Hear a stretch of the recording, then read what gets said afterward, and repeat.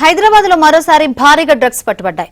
Alwal PS పరిధిలో రాజస్థాన్ కు చెందిన యువకుడి వద్ద నుంచి 2 కిలోల ఓపియం మిక్స్ పౌడర్ ను స్వాధీనం చేసుకున్నారు. సైబరాబాద్ ఎస్ఓటి పోలీసులు, అల్వాల్ పోలీసులు సంయుక్తంగా జరిపిన దాడిలో ఈ డ్రగ్స్ పట్టుబడ్డాయి. దీని విలువ దాదాపు 10 లక్షలు ఉంటుందని అంచనా వేస్తున్నారు.